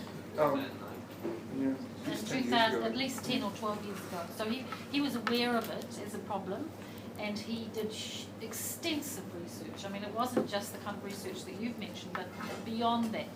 So he tried from that period of time ago, 10 or 12 years ago, to motivate, particularly in Auckland, for change or to try and engage with the community. And he could not. There was one public meeting that was held, and there was an investigation, a legal investigation that came out of that with Jeffrey Palmer, and an opinion which went in favour of government. How? Well, I heard that Jeffrey Palmer said that it would just be too expensive to litigate. That it was just too complicated, too expensive, and that the Jewish So again, it community came could down never to afford money. do it. So I think there was $100,000 of not the community, but personally, that was put into that process, and it went nowhere. And so he just kept on. Josh got so distressed about it. He kept on and on and on trying to activate. And nothing happened because there was no entity, no group, no momentum, no nothing. And so we ended up in this situation, and he saw it. You think he could have done anything to support Kate? Well, no, I think what he could have done is if there'd been a group of people who had taken him seriously over the issue and had supported him through the process, the outcome of how we engaged with the government and at what point in time we engaged with the government may well have been different. But there weren't. No, there was nobody. He did it. So there were no people who were actually interested. Well, there were people who were interested but wouldn't. You know, I mean, it wasn't. There was no consensus. There was no consensus. Let me answer your question. I do know that the OU, the United States, took an active interest in it, put pressure on the State Department, and when Hillary Clinton was here, the subject of Shechita was on the table for discussion in committee of whomever the next lower level is. What came of that is irrelevant because, you know, the result of it, but it's not as if that other communities were not interested. We got funds from Jewish communities in America. Large funds compared to what we got from New Zealand. I was running a Facebook group during this whole time, and probably the bulk of the membership outside of New Zealand was Australian. There was a lot of Australian interest and Australian support. I had American contacts and tried to put it out over America and throughout Europe as well, and it just didn't catch on, and there didn't seem to be that level of interest or even care for the most part. That was Facebook, but I was surprised by the lack of official Australian support, given that a ban here was only just across the Tasman from a ban in Australia, which is much more significant. terms of numbers. There wasn't really much from Kosher Australia. Well, one thing I noticed just Because they were selling us meat. somebody does research. This is not the first research project I've done. I did some research with Ann, and then I did some research with you on the cemetery desecrations. It was always like I had full access to everybody, but in this case, lots of people just wouldn't talk to me. Period. You know, they were polite about it, but they just did not want to talk to me. Partially it was because some people work for the government, and they're worried, and I think it's legitimate, that, you know, if it got back, that they leaked things to me, or they were opposed to some government position that it might harm them. And I think a number of other people were, actually some people actually told me that they were personally ashamed at how badly the thing was handled, and they didn't want that to be known. Because if the government realized how poorly organized the Jewish community is, they'll do lots more things to us. But generally speaking, you know, I'm not fully satisfied that I've been able to cover the situation as well as I would like to, because people won't. Some people who really do know a lot will not talk to me, and some people who do know a lot will talk to me, but everybody has their own agenda. Yeah, their own. And that's just everybody does have their own agenda, and that is the danger. And everyone who would talk to you was probably tended to be people. Well, everyone who talked to you was convinced of their own importance and centrality and how much. And they also knew. that the other people screwed them, That's which right. is another thing. Right. Which is Yeah, because they're Jews, right? Yes. Sounds like a Jewish community. Yeah. That's like every community. I've worked with Maoris and they know this. Oh, but they're considered the Pacific Jews, aren't they?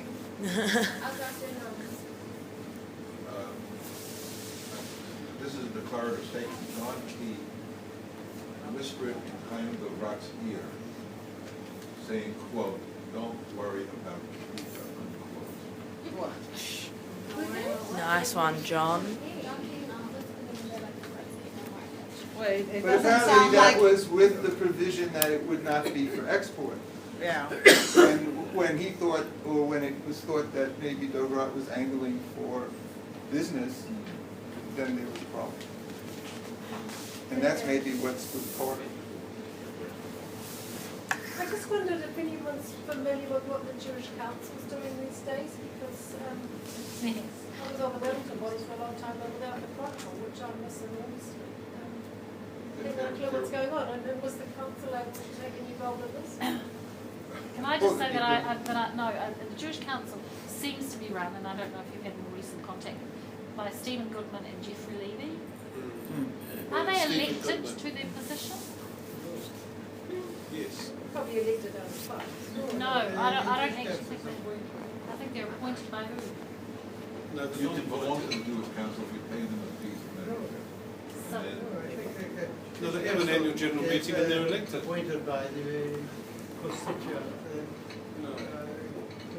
But I wanted to speak to them, and I wanted to speak to Sarah, and I was given a very effective and polite kind of push to the side, which was that, well, we're happy to talk to you, but we have to make sure that all of the people, because it's a court case, we, you know, as lawyers, we have confidentiality and ethical agreements. We have to make sure it's okay with our clients, and you know, basically I was just getting a runaround.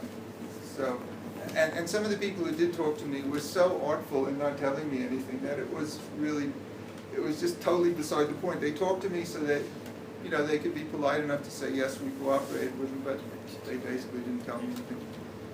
I mean, I think an interesting research question would be, if Shechita were outlawed, would you be prepared to break the law to get your kosher meat?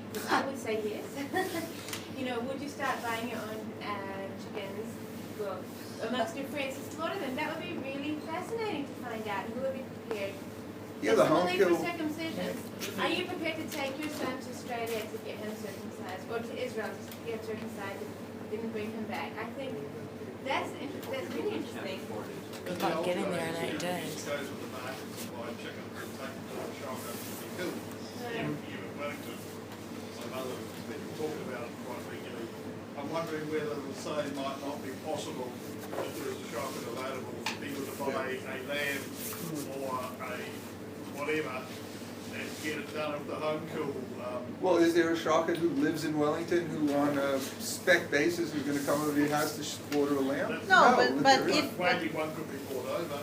But if in the kosher co-op, instead of paying, you are just contributing in some other way, you're giving a donation to that value, and then it's not being sold, and then it's, you know. But all of this is because the law in New Zealand has changed, because trade with the Yeah. Muslim world is more important than our Of rights. course it is. Sorry, Of I'd end course up it with is. like Josh. I'd go live elsewhere. Yeah, well, everywhere, unfortunately, everywhere it is like that. Yeah. Or I'd fight at least. Right. Yep. Just a comment, but we've been discussing this quite a lot with Michelle because it was on the table when we decided to move to New Zealand. Because I felt, and I still feel, that New Zealand is very hostile to Jews, just because of this. Because the default solution here in New Zealand is that meat is halal, you know. So it's just a huge difference. You can, as you said, we can even get the Muslim on our side to fight this case. In France, it came on the table because it was the elections, and the far right party were on the table that all the meat killed in Paris region was halal by default. A lot of people started to be worried, and because of course it's a matter of, are they converting us? You know, it's yeah, this are they making us Muslims against our will? And they figured out that for the same reasons, it's an economy of scale. I mean, it's just simple. So yes, they do slaughter animals in the halal right because it's easier and it's you have savings. But you do have some that of course do kosher. But in France, do they stun the animal, all the halal animals stun? There's an exception for Shechita and stuff like that. But it comes regularly on the agenda in the European Parliament because the European Parliament is not pro-Jewish for sure. So it is the difference is, as you mentioned, we have huge lobby for human rights because it is a right to practice your religion or not, and it is at the core of the Declaration of Human Rights in France. But you still have these animal welfare organizations that are very, very, very active. It's the same thing. You know, I still feel that I would be interested in knowing what are we prepared to do something else to get ready for the next step if there's a next step. It seems to me to just have faded. You know, like Josh has left the country, and he was the guy who was pushing it. So what if National had lost the last election, and then again would have been the same? Or I don't know who was the minister at that time, but yeah, would have been the same. I don't know if the other party is in favor of Shechita or not. You know, I don't even know. I think that. NAWAC would remain the same. Well, the Labour government was certainly, I mean, at the end of the day, anti-Semitism and anti-Israel sentiment go together, and the Labour government was noted for its anti-Semitic. No, not they were anti-Israel. Anti-Zionist. Well, yes, but unfortunately, they No, followed I don't. the 2004 incident and the 2006 incident, and the two are related. Well, There's calls for another submissions now. Yes, because the World Trade, yeah. With regards to animal welfare, then drawing up another document. So it's faded. No, I mean from Jewish communities. From the Jewish I think communities it's point of view, complicated. yes. Because there's people like your father who, you know, I mean, how much longer can he continue to be active? active, and people of that age in the Wellington community as well, who actually organize. You know, the people who actually, the Jewish people in the Jewish community who actually go to the slaughterhouse, get the animals, make sure everything's done. It's a big deal, and people like Arnold and other people have been doing that for years, and you know, it must be a fairly thankless task in a way, especially in this time. Well, it's got more complicated over the last year. Gary's had quite a bit involved into that, as have I, and the options in terms of those who are prepared to deal with us have shrunk to virtually nothing. So there are 2 places that will allow us to kill chickens at the moment, and it's an exceedingly complex situation. And we have 1 place that will allow us to do lamb, and the noose is tightening around that because there are pressures from outside, whether it's NAWAC or whether it's the ministry itself, to try and tighten that noose. What's more economic? Well, there's economic pressures as well. But there are those, if you listen to what Josh said, or believe any of it, even a percentage of it, he's absolutely convinced that there is more to it as well. And there's a NAWAC. Yeah, it's a conspiracy. So he's got a conspiracy theory. Yeah. Can you just spell out the conspiracy theory? I can't. Well, that there's anti-Semites in the Ministry of Agriculture, and that NAWAC makes money. That Mellor and the people at Massey are on a gravy train of being experts in animal welfare through these experiments. That they're getting a lot of money for conferences, speaking engagements, travel, and the fact that they're in with the government gives them a sort of imprimatur of you know, officialdom. They're hand in glove with the anti-Semites that are in the Ministry of Agriculture, who are left over from the, you know, Helen Clark days, and that, you know, it's a big conspiracy in his estimation. And the thing is that he knows so We'd much. still be able to import red meat under that law change. Yeah, it's just chicken. Right. So what happened in Auckland, they thought the best thing to do was just to go getting chicken on the table and forget about lamb, because they weren't interested in the complications really. So that's what they wanted to do. In Wellington we felt differently. We felt that we needed to deal with the broader issue. But we needed to what, sorry? Deal to the broader issue. Right. The issue was that this was an inappropriate behaviour that the government was exhibiting. So we succeeded in getting them to engage in that process, but at a cost. And it caused a lot of ill will between the 2 communities as a result, between the leadership at the time that were involved in that group and those of us in Wellington.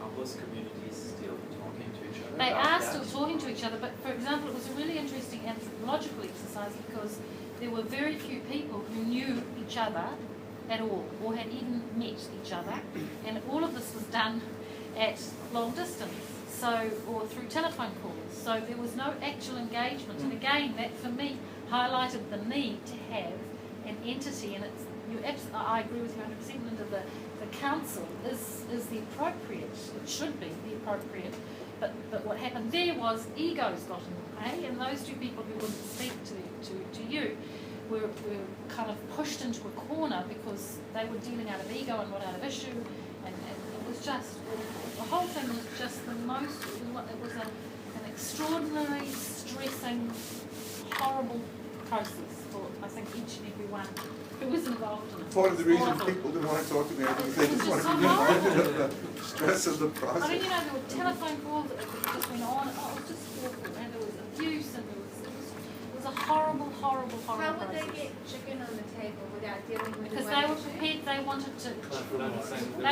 they just said Forget forget about about the it. lamb and cow. Because, see, chicken in New Zealand is banned because of issues of, You can't import chicken. can't import chicken, so so the Jewish community get an exemption because of that. You can't import it, so we need chicken. We don't need lamb, we can import lamb from Australia. At that time, also taking New Zealand land, they get land from Australia.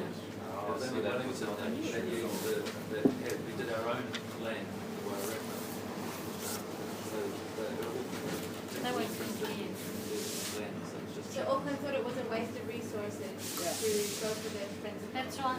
They didn't want to go. So just let's get chicken for Rosh Hashanah, that was the venture. And on top of that, in Auckland, the meat is subsidised by 30% to the community. Somebody, a benefactor up there, subsidises the meat. So that also comes into play. I have a question about the chicken. I thought you could import processed chicken. You could import chicken that's in tins or something. Can't bring any poultry in any shape or form. Processed like tin. No, I used to buy tinned duck from China, so I know that that's possible, but, But yeah, not- so not an actual actual meat. chicken, you can. Can you import parts of chicken? No, no. Not unless it's in a can and it's been cooked Processed, and. but processed, not, Yeah, processed. cutting and freezing is not processed. No. No, okay, so my question, the reason I'm asking the question is that there's a company that is willing to export cases of processed, cooked chicken Sounds healthy. with a legitimate pizza. I just wanted to know whether or not to start something on that and get involved in a mire of muck, or whether or not it makes some sense to do that. Yeah, The don't pricing- look at me because I couldn't tell If you. you go down that path, then you're going down. We're losing the battle. Yeah, I think we have to say no. Let's not look at alternatives. We were slaughtering up until now. Why don't we keep the status quo? Why do we have to look for alternatives? In French law, you have a principle, a constitutional principle, that you have to be equal before, considering tax purposes. So, in this case, this is clearly not a principle in New Zealand, but in France that would not be possible, because then you have, for the same citizen, if he's Jewish and willing to be observant, he will have to pay more to get his kosher meat, and this is a discrimination compared to the other guy. If to eat meat you have to import it at high cost from Australia or overseas, you are not in the same position, and this is a discrimination in front of the, for. That's a great argument. We don't have a constitution. So did anyone approach Kosher Australia to say, come help us? Yep. Yeah. And what did they say? Well, I mean, the thing was, there was, the British were approached, the Australians were approached, but the rabbinical issue was the issue that was kind of the first issue to be addressed, and I think it wasn't the commercial issue, so there had to be consultation both with the British under the United Synagogues, was under the United Synagogues, wasn't it? The British. Yeah, and the Australians as well, but they weren't consulted over the commercial realities, the realities that you were suggesting. It was the rabbinical arguments and how those issues had been dealt with by the own community. So yeah, there was a lot of consultation to those arguments? Well, they were the ones who suggested that the human rights, we shouldn't be arguing the case on the basis that human rights are not the same as a result of their experience. But this is, again, this is human rights versus science versus business. Yes, no, I think that that's the equation. Yeah. That because the business argument, we were aware that potentially the reason behind it was the business was the trade issue. So how do you? I mean, it was horrible. You can get it, yeah, sorry. How many people do we have that can slaughter chickens and that can slaughter lambs? None. Well, no, that's not true because We import them. we bring somebody over to do that from Melbourne. But that isn't true because Rabbi Lima, for example, could slaughter chickens, but so few that it caused so many problems with the chicken, the guys, the two operations that were prepared to allow us, we had to look beyond that. So they're not professional shelters. It took too long for you, man. Yeah, they disrupted the whole process. And it's working having someone from Melbourne come over. Well, it is, but it's expensive. It's extremely expensive, and we don't have the luxury of being able to set everything up in a logical. I have never done anything worse than try and set up a kill. Never in my entire life. It is so complicated. You would not believe. I thought my father was. I thought no, it's exaggerating.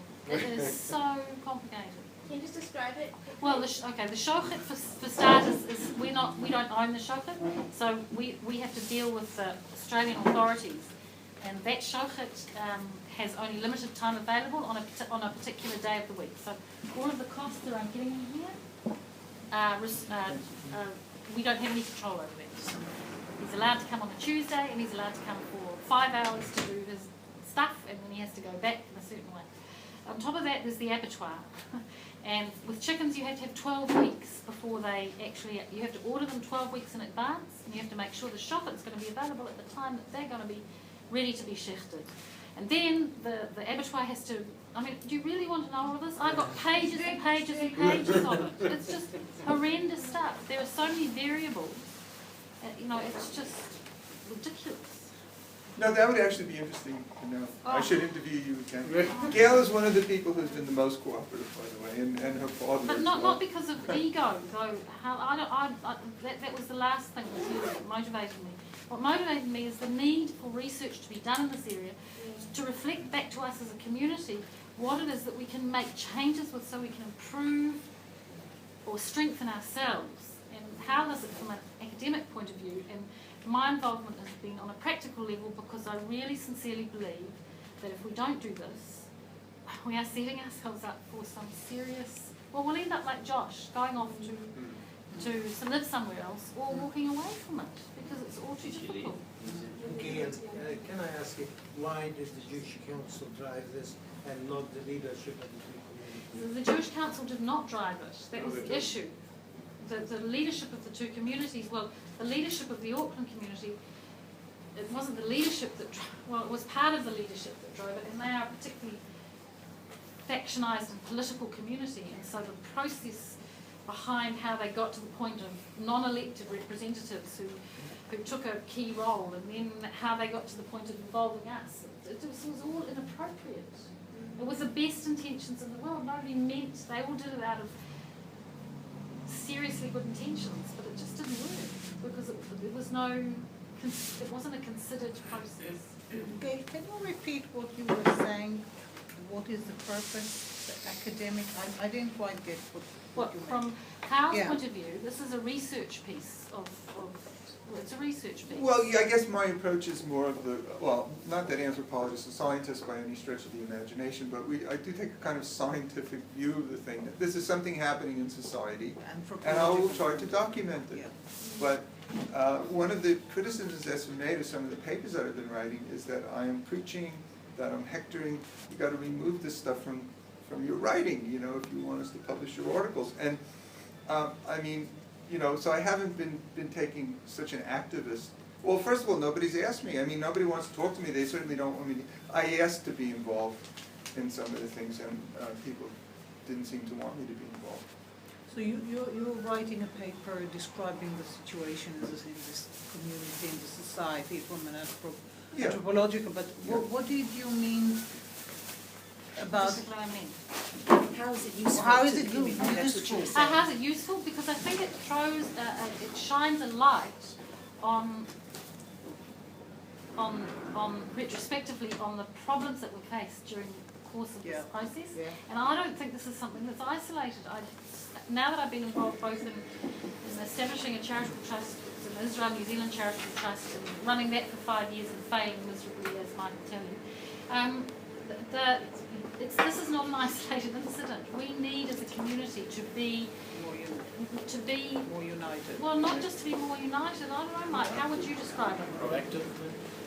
Well, I think united is not a bad word. I think, in a sense, I think it needs to have a means of communication, and there is none. And I think that's only within the Orthodox. No. That's only within the Orthodox.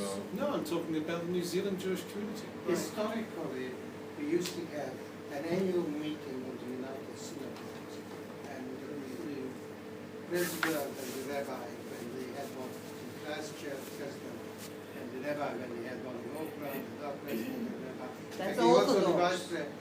That's only Orthodox. Yes, that's what you Ah. This No, was the but- United Synagogues meeting. Of Orthodox synagogues. I don't think that That's was what they call the an association. alternative body. This was an existing body, and we met once a year.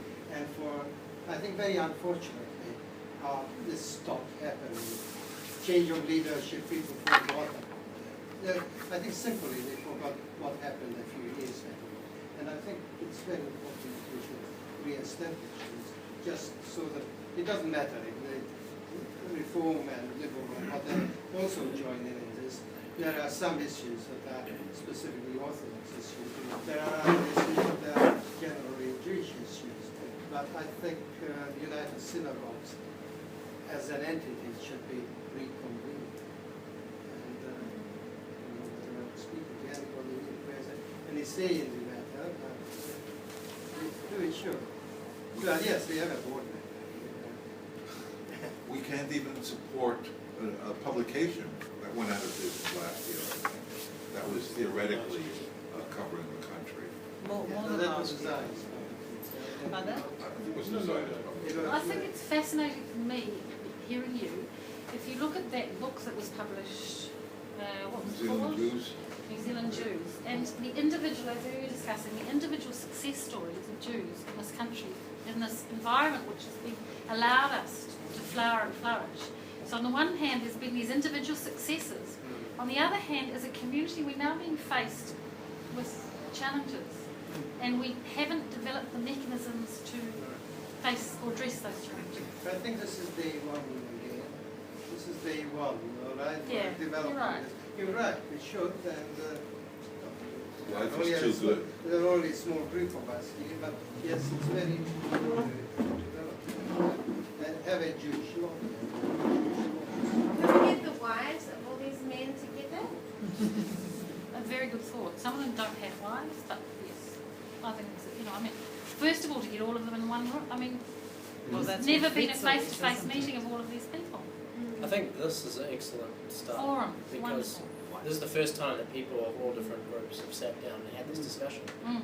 And But- people have been talking about it in their own little cliques, but there's such a wide representation here, even though this is my group. We're all facing the same issues, we're all putting it on the table. But then a The few Jewish weeks ago, a few weeks ago there was Limud, Yeah. which Perfect forum.